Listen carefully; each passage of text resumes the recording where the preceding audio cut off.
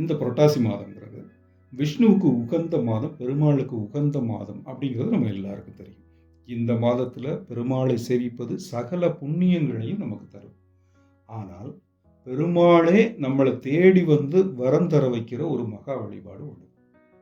அது என்ன அப்படின்னா, பெருமாள் தொண்டர்களின் மனதில் என்றும் குடியிருப்பவர், பக்த வச்சலம், தன்னை விட தன் அடியார்கள் மேல அளவில்லாத அன்பு கொண்டவர். அப்போ பெருமாளை கும்பிட்றதை விட அவருடைய அடியார்களை கும்பிட்டா நமக்கு பெருமாளின் அருள் தானே கிடைக்கும்.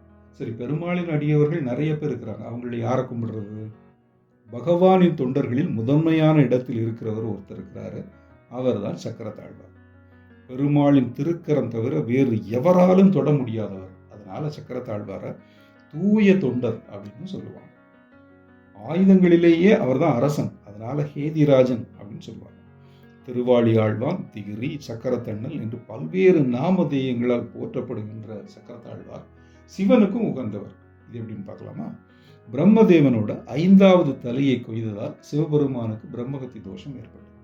இப்ப இந்த தோஷம் போக்க என்ன செய்கிறது அப்படின்னு விஷ்ணுவிடம் வந்து சிவபெருமான் கேட்கிறார். அப்போ சுதர்சன வழிபாட்டை விளக்கி சக்கரத்தாழ்வாரை வழிபடும்படி சிவனுக்கு பெருமாள் வழிகாட்டுறார். இதையடுத்து கைலாயத்துல முறைப்படி சிவபெருமான் சக்கரத்தாழ்வாரை வழிபட தோஷங்கள் நீங்கியதாக புராணங்கள் சொல்கின்றன.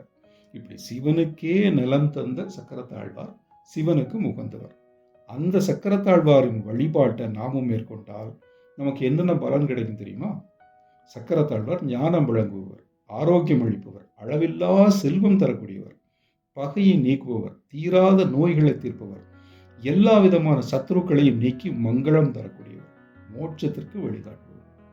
சக்கரத்தாழ்வாரை முறையோடும் நெறியோடும் வழிபடுவோருக்கு நல்ல உடல் நலமும் நீண்ட ஆயுளும் நீங்காத செல்வமும் கிடைக்கும் அப்படின்னு சொல்லி சுதர்சன சதகம் சொல்லுகிறது. இப்படி உயர்வையெல்லாம் தரக்கூடிய சக்கரத்தாழ்வாரை எப்படி வழிபடுறது பார்ப்போமா? சக்கரத்தாழ்வாருக்கு வியாழக்கிழமையும் சனிக்கிழமையும் உகந்த தினங்கள். அன்றைய தினங்கள்ல அதிகாலையில் எழுந்து நீராடி சுத்தமான உடை அணிந்து துளசி அல்லது தாமரை மலரை சாத்தி சக்கரத்தாழ்வாரை வழிபடலாம். இப்படி வழிபடணும்னு சாஸ்திரங்கள் சொல்லுது. சக்கரத்தாழ்வாருக்கு உரித்தான மகா சுதர்சன மந்திரம் ரொம்பவும் சக்தி வாய்ந்தது. அந்த மந்திரத்தை தினமும் உச்சரித்தால் தைரியம் கூடும், மகிழ்ச்சி பெருகும், செல்வம் சேரும் அப்படின்னு சுதர்சன சதகம் சொல்லுகிறது.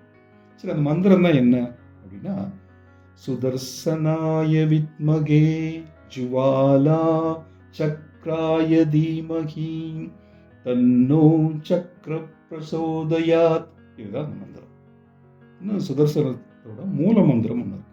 ஓம் சகஸ்ராரஹும் பட். இது ஒரு மூல மந்திரம்.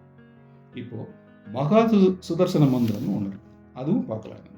ஓம் க்ளீம் கிருஷ்ணாய ஹ்ரீம் கோவிந்தாய ஸ்ரீம் கோபிஜன வல்லபாய ஓம் பராய பரம புருஷாய பரமாத்மனே மம பரகர்ம மந்திர தந்திர யந்திர ஔஷத அஸ்ரசஸ்திர வாத பிரதிவாதானி சம்ஹர சம்ஹர மிருத்யோர் மோஷய மோஷய ஓம் மகா சுதர்ஸ்னாய தீப்தரே ஜ்வாலா பிருத்திவிக்ருராய சர்வதிக்ஷோபநகராய கும்பட் பரபிரம்மனே ஸ்வாஹா. இது மூல மந்திரம், மகா சுதர்சன மந்திரம். மிகவும் சக்தி வாய்ந்த இந்த மந்திரத்தை தினமும் காலையில் சூரிய உதயத்திற்கு முன் எழுந்து குளிச்சு சுத்தமான ஆடை உடுத்தி கிழக்கு நோக்கி அமர்ந்து கண்களை மூடி 9 முறை உச்சரிக்கணும். இப்படி உச்சரித்தால் சக்கரத்தாழ்வாரின் பரிபூர்ண அருளும் கிடைக்கும். சக்கரத்தாழ்வாரின் அருள் கிடைத்தால் விஷ்ணுவோட அருள் கிடைக்கும், சிவனின் அருள் கிடைக்கும். சரி, இந்த மந்திரத்தை எனக்கு உச்சரிக்க வரலங்க அப்படின்னு நாம் என்ன செய்யறது? நமோ சுதர்சனாய நமகா அப்படின்னு சொல்லணும்.